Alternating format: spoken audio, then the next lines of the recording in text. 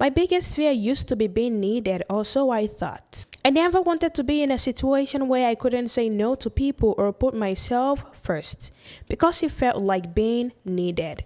Which is interesting because for some people, their biggest dream is to be needed. Some people think being needed and being loved are the same thing. They will say you can need something from the one you love, or you can love someone because you need something from them.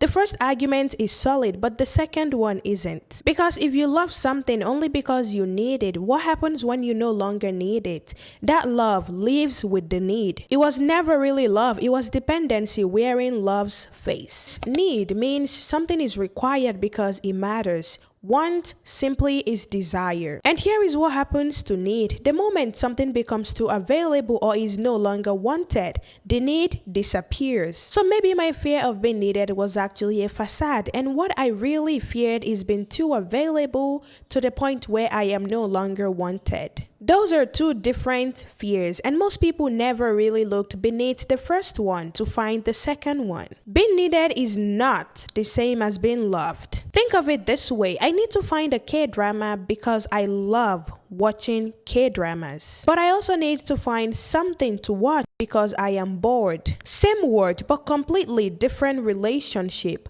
to the thing. Many people spend their entire relationship mistaking being needed for being loved. Needed for downtime, needed for emotional support, needed for status, needed for validation even when they receive none themselves. Being needed feels like love to them because it is all they've ever gotten. They are only recognized, paid attention to, and appreciated right before and after they are being needed. It is so easy to miss the difference between being needed and being loved because it is very small. Yet, it is everything.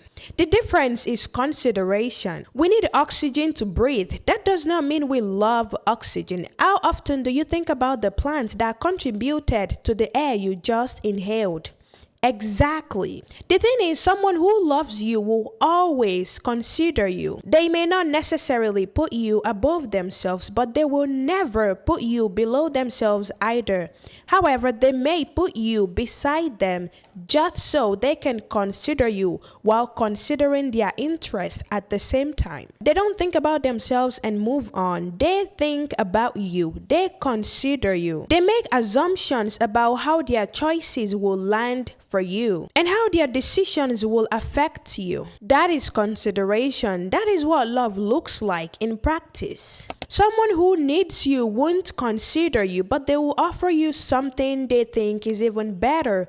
Comfort. They will make you comfortable just enough so you never say no to their needs. Now, for people whose typical relationship is the one where they are needed, they don't often say it out loud. Most don't even realize it. But look at the breakdown of what they might be looking for. They are often drawn to people whose love language is act of service. This is often not because of genuine compatibility, but because they believe meeting someone's love language will keep them around and make the relationship last. The problem here is love language alone is not enough. It is something that is appreciated by a partner who genuinely loves you. But love language means nothing when the speaker doesn't genuinely practice it, or even when they are conflicted by it. People whose typical relationship is just to be needed want to be there anytime, any day, no matter the situation,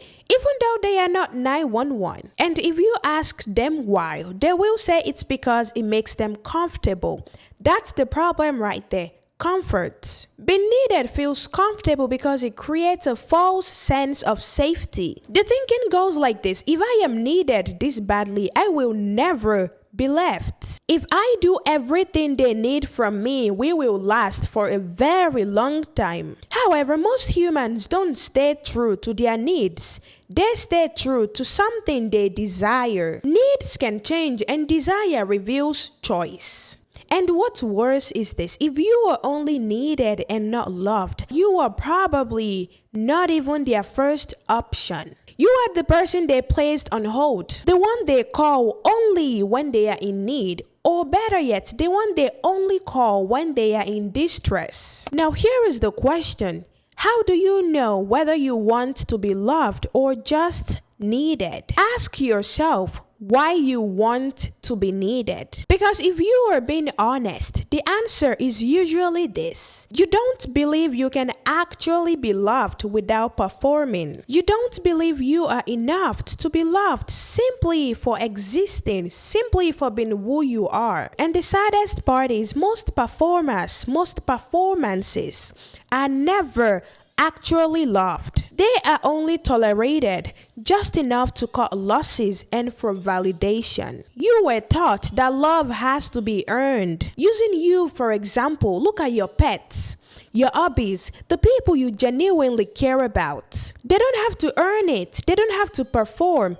They don't have to lift a finger, yet you still love them and you show up for them. Someone who loves you will do exactly that for you as well. Now, here is the deeper question. Do you want to be loved or you just want to prove that you can be loved? If you want to prove you can be loved, you will stay in a relationship even though it's not working out, even when you realize you are only needed and not loved. You will turn it into a challenge. You will become the participant, testing how much you can take before you break or get left. In this case, you are not there for love anymore. You are there to win. Now, if you genuinely want to be loved, in most cases, your self-respect will always come before your desire to be chosen. Even if you found yourself in a relationship where you are only needed, you will know when to leave. That's all on today's episode. Thank you so much for staying till the end. My name is Ramat. This is Dramatic Ramat. I will see you same time next week.